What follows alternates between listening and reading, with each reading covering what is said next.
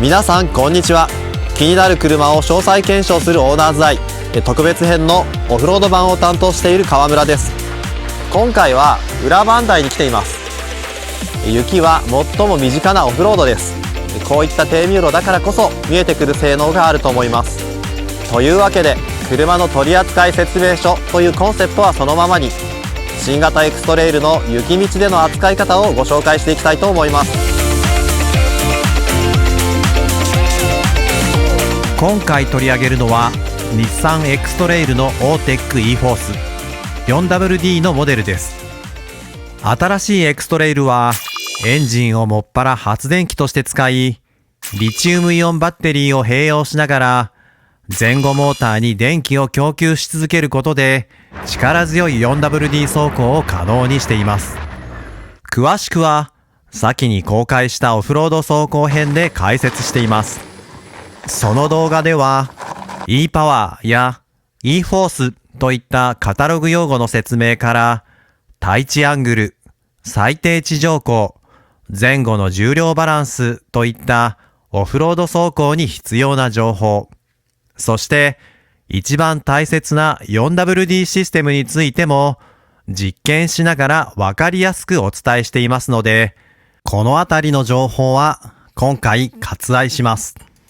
ただ一点だけ動画を通じて意識していただきたいポイントがありますので、そこだけお伝えしておきましょう。それは電気の速さで四輪を瞬間自動制御というテレビ CM で使われた言葉です。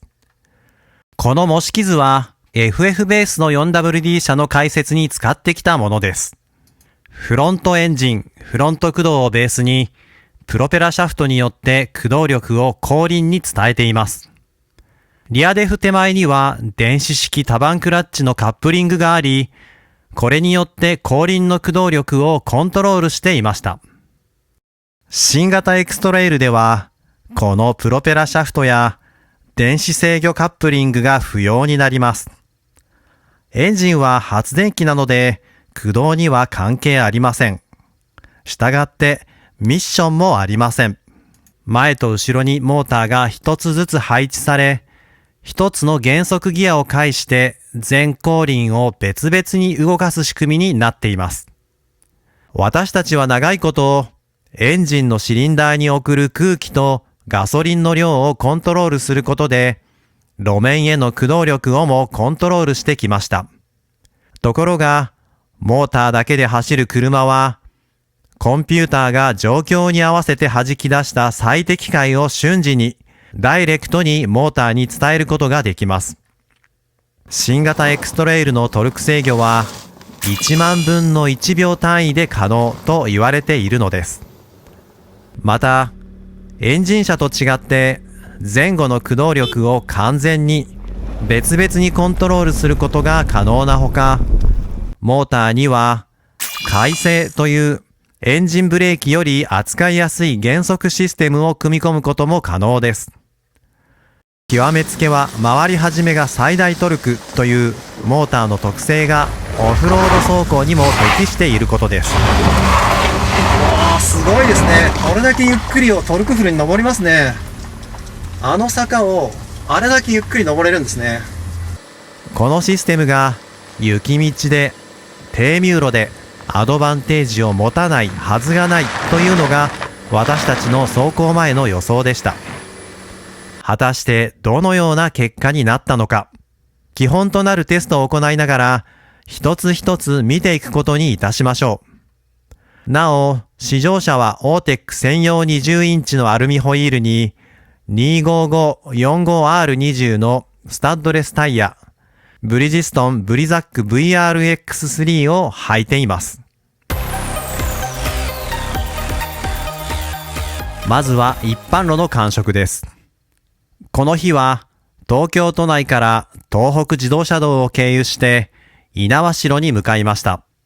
一般路では主にアクセルペダルだけで加速や減速ができる E ペダルステップの感触をお伝えします。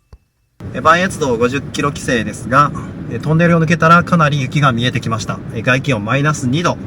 走行モードはまだオートのまま走ってます。猪苗代のインターを降りました。E ペダルはオンにしてるんですけど、高速料金所出るときも最初の信号止まるまでほとんどブレーキペダル使わなかったです。雪がうっすら乗ってるんですけど、安心感ありますね、この E ペダルで速度を落とすっていうのは。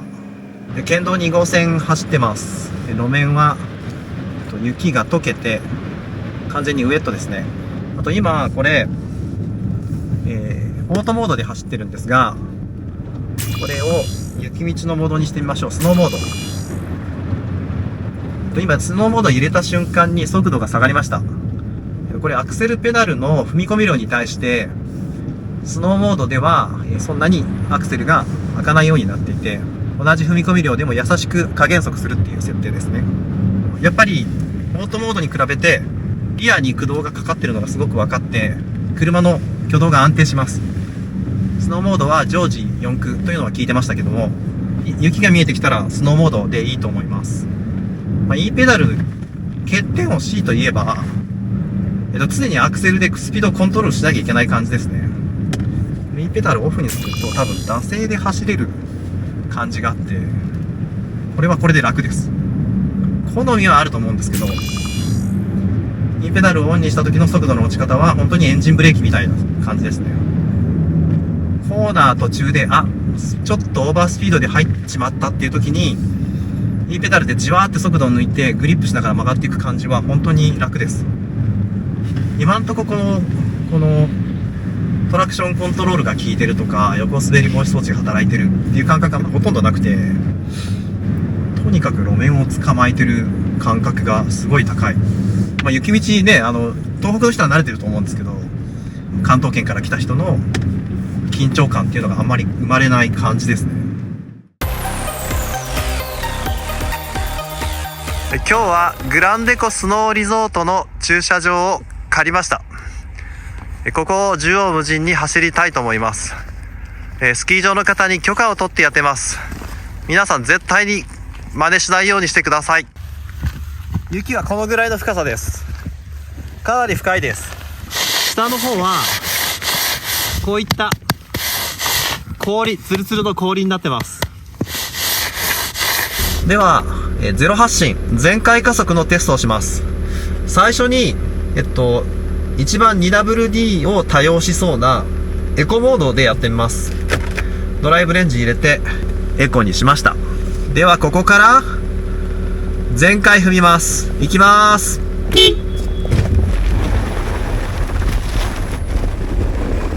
はい。最初やっぱり前輪だけだったのかな。滑りましたね。でもそこからの修正が早かったような気がします。これ他のモードで差が出るのかな。エコモードは一番後輪を駆動させないモードなんですよね。わざと滑るだろうと思ってやったんですけど、意外といい出足を見せてしまって困惑しています。次は一番グリップすると思われるスノーモードでやってみましょう。もしかしたら加速がゆっくりかもしれませんね。それではいきますよ。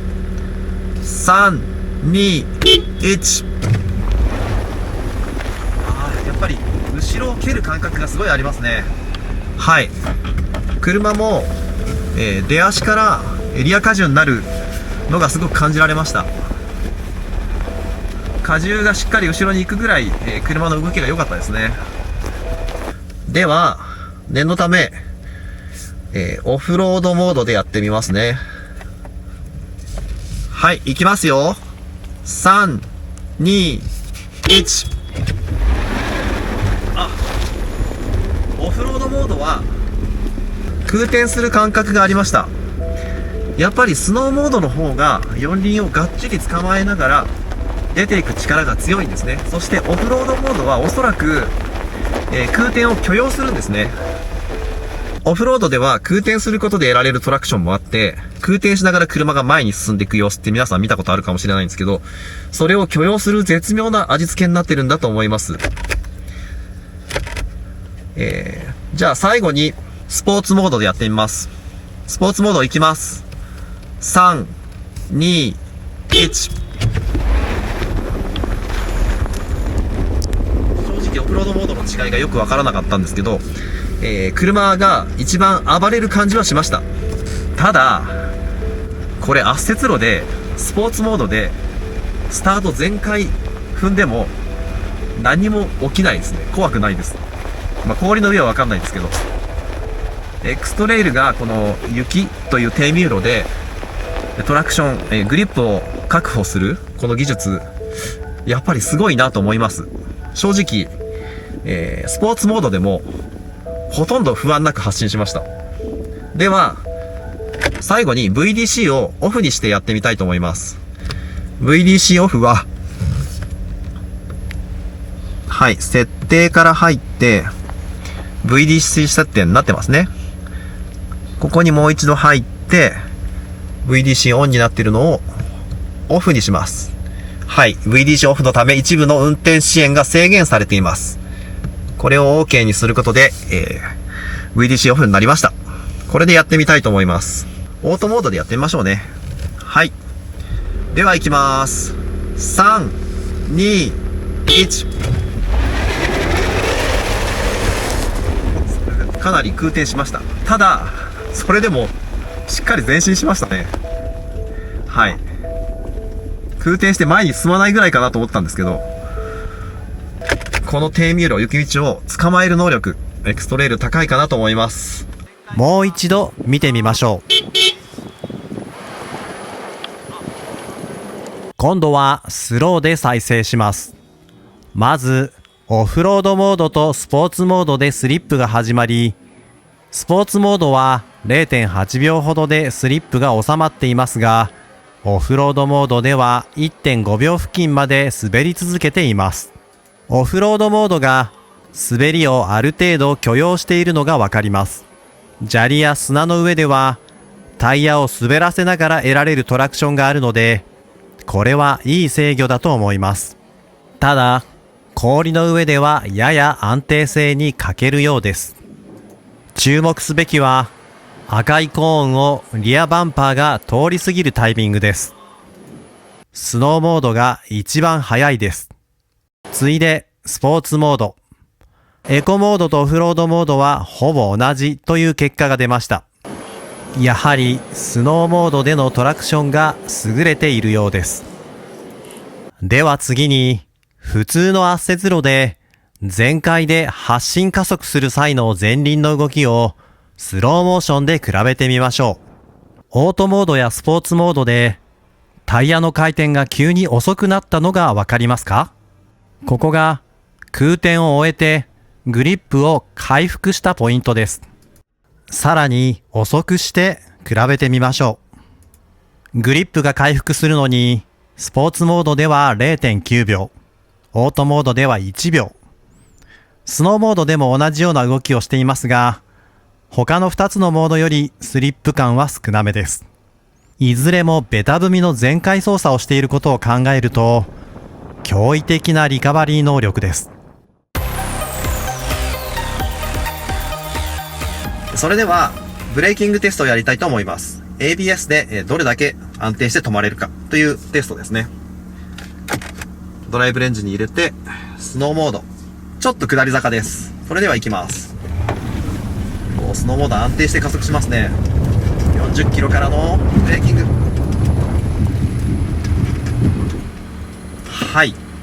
車体が左右に振られることなくまっすぐ安全に止まれたと思います。グリップ感も高かったでした。次 VDC オフでやってみます。ただ VDC オフにしても ABS はキャンセルされないので結果としては同じかなと思いますが、やってみますね。それでは行きます。ちょっとゆっくりめに当てて時速40キロからのブレーキング。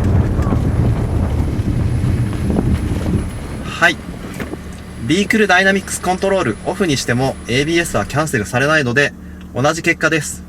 そしてこのブレーキングテストはどのモードでも同じ結果が出ると思います。次は8の字走行をやってみたいと思います。基本ハンドルはロックトゥロック、そしてアクセルは全開でいきます。この深い雪の中、そして下がツルツルの路面の中で、どのような走りをするか、まずはスノーモードからやってみたいと思います。E ペダルはとりあえずオフにしておきます。では行きます。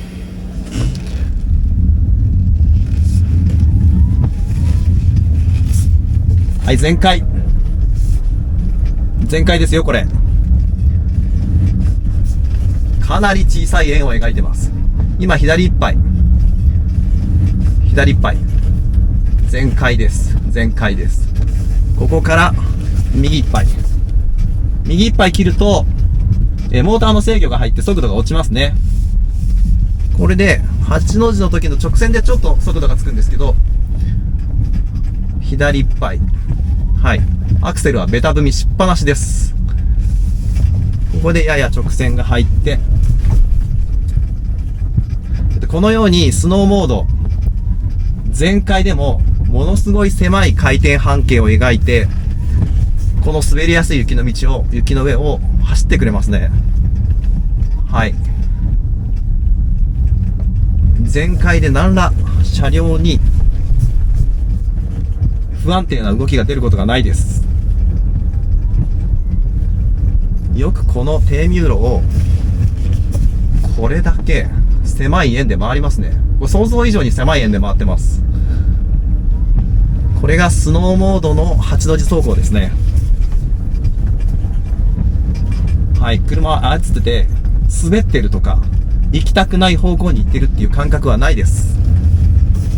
自分のコントロール下に収めてる、極めて安全に雪の上で全開走行をしています。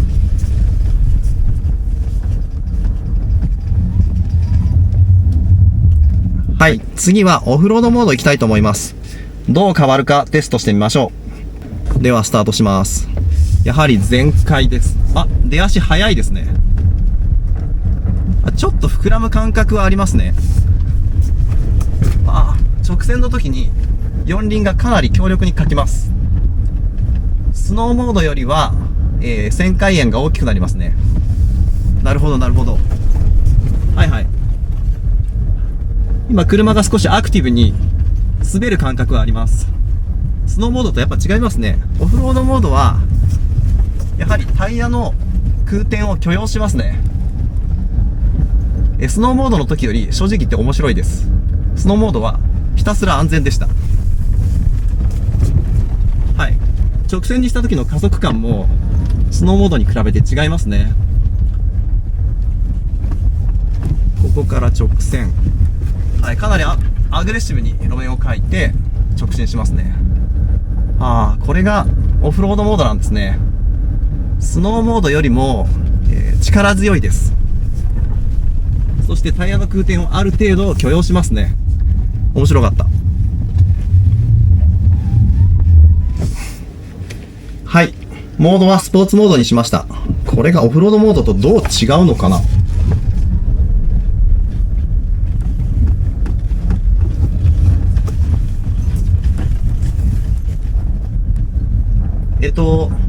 オフロードモードの方が旋回円が大きいですね。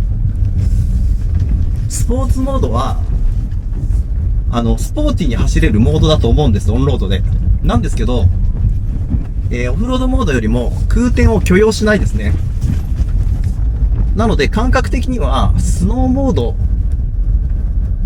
とあまり変わらないです。ただ直線の時の加速がスノーモードよりちょっと速いような気もします。はい。車の挙動としてはスノーモード同様かなり安定しています。次はビークルダイナミックスコントロール VDC をオフにしてやってみたいと思います。モードはそうですね、オフロードモードで走るのもちょっと怖いのでスノーモードで行きますね。ドライブレンジでは行きたいと思います。ごめんなさい、 VDC の時はワイパー効かさないと大変なことになるんですよね。フロントのデフロスターをオンにしてワイパーを効かしていきましょう。はい、行きます。踏みますよ。全開。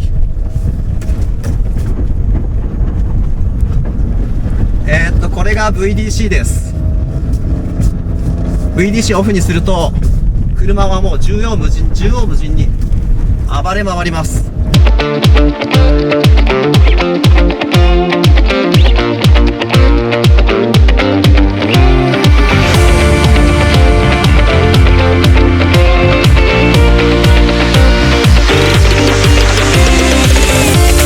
エクストレイルのリアモーターは容量が大きいので、こういった走りをさせると本当に楽しいですよね。今までもハイブリッド車でリアがモーター駆動の 4WD はありましたが、電気の力だけで前後輪をここまで力強く回せる SUV はなかったと思います。もちろん VDC をオフにして雪道を全開で走る機会などなかなかないとは思いますが、エクストレイルがこんなにアグレッシブな力を内に秘めているということは覚えておいてくださいね。ただし大きく進化したのは車を走らせる機能であって、フルブレーキング時の仕組みや性能は今までのガソリン車と大きくは変わらないので、過信は禁物ですよ。さて後編では雪上の低上沿線回やヒルクライム、ヒルダウン、ちょっとしたモーグル地形に寒冷地始動後の車内温度、満充電時の E ペダルの挙動など盛りだくさんでお送りする予定です。暑い日が続きますが、どうかこの映像で涼んでいただけたらと思います。それではまたお会いしましょう。